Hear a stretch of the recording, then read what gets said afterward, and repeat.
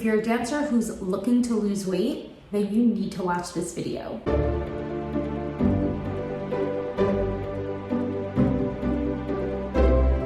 Hi, I'm Rachel. I'm a registered dietitian nutritionist helping dancers build a more supportive relationship with both their plate and their body. The desire to want to lose weight is at the forefront of most dancers' minds. In fact, it's at the forefront of our culture because weight loss, in comparison to weight gain, is something that's extremely glorified and even idolized, whether or not you feel like you should or shouldn't lose weight. Now here's the thing, I'm a non-diet dietitian. I'm also a certified specialist in intuitive eating and a health at every size clinician. Very often when I'm asked by a dancer, can I help them lose X amount of pounds in X amount of time?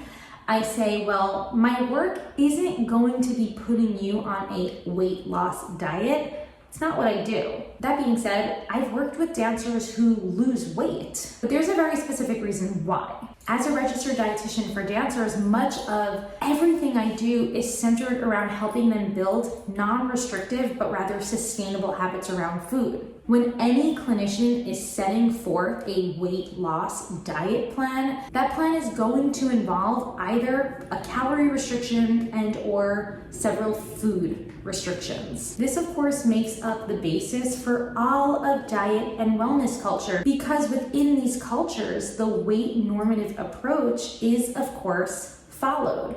The weight normative approach essentially means that in order to achieve health, someone needs to be of a specific size and or body weight. Now, this is in comparison to the health at every size paradigm, where after years of sufficient research, we now know that one can achieve health at every size instead of falling into a very tunneled vision of what health actually looks like. So what do I think about dancers who want to lose weight? Well, I completely understand the desire. It's extremely valid given our culture. But partaking in behaviors that promote weight loss will more than likely lead a dancer to very unsustainable habits around food and, of course, movement. Every dancer is entitled to body autonomy. It will never be my place to convince a dancer to not want weight loss, especially with the privileges that I hold as a thin-bodied white dietitian. But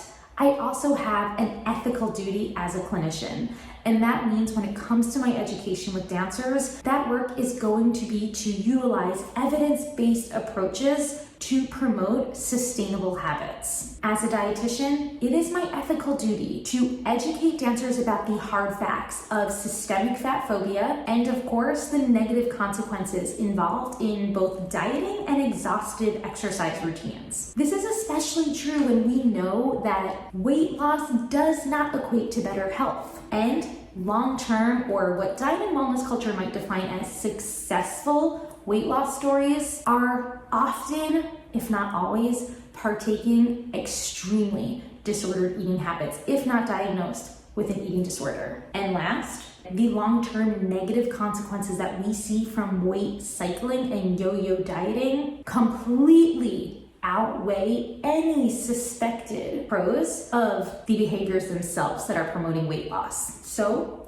when weight loss and behaviors to get there are our priority, even as we go about those lifestyle changes, we risk short-term habits like restrictive dieting that lead to long-term consequences, such as impaired bone health. The bottom line, these habits leave us tired, exhausted, drained both mentally and physically, and for dancers especially, burnt out and injured. You might also experience more often than not those instances of eating to a point past physical comfort or, for example, overeating, especially if you are partaking in those restrictive eating habits for the promotion of weight loss. But despite the level of control or, in the words of diet and wellness culture, willpower you feel you might need to attain any one specific number on the scale or, of course, body size or body shape, the truth is, our genetics play an extremely large role in our body's weight, shape, and size. And we also see that when compared to diet and lifestyle, social determinants of health, I'm going to describe what this entails soon, have a greater impact on any of our degrees of health. So what are the social determinants of health? This involves access to nourishing foods, access to quality education, access to quality medical care. The bottom line, accessibility plays a way larger impact on our degree of health and of course on our body's weight, shape, and size than do behaviors relating to diet and lifestyle. So let's get back to the conversation on weight. What is a healthy weight for a dancer? Well, first things first, I want you to understand what set point weight theory is. Set point weight is essentially a range where our bodies feel most comfortable at.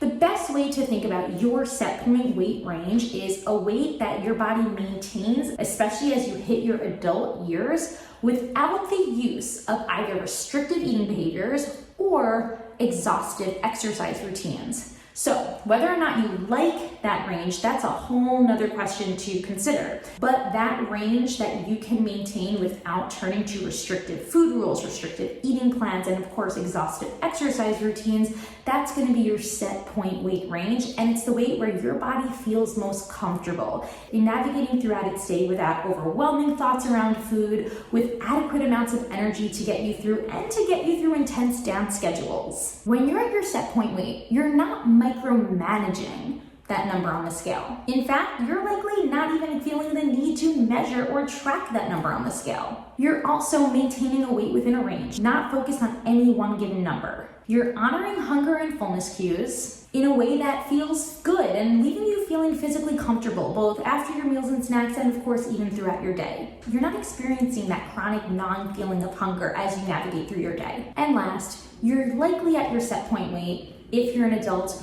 who is also partaking in a comfortable level of movement. Now, of course, for dancers, this is likely more movement than the average person, and that's totally fine, but you're able to partake in this amount of movement without feeling extremely drained, constantly fatigued, and of course, on the brink of burnout. Another major way to identify whether or not you're at your set point weight is if you are experiencing any of the negative complications of relative energy deficiency in sport. You can check out some of the complications here, but I also have an entire video that dives more into this topic.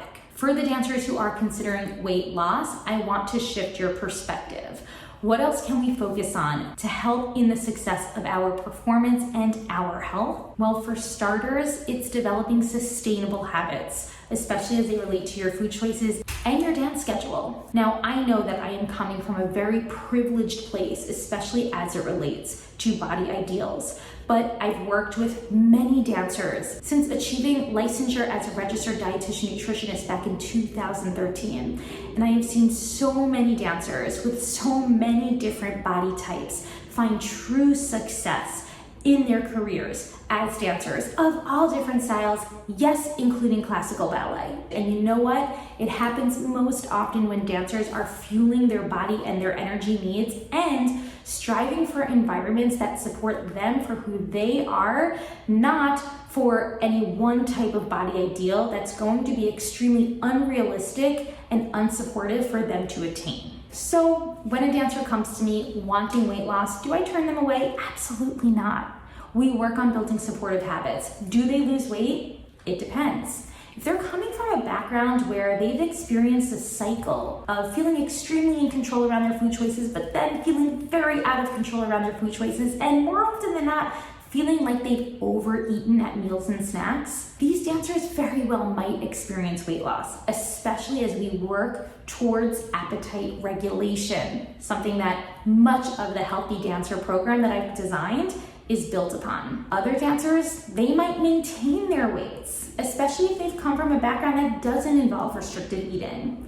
And I even have dancers who will gain weight, especially if weight gain is the goal, in order for their body to have the stores it needs to support them metabolically and physically. So in short, will dancers lose weight if working with me?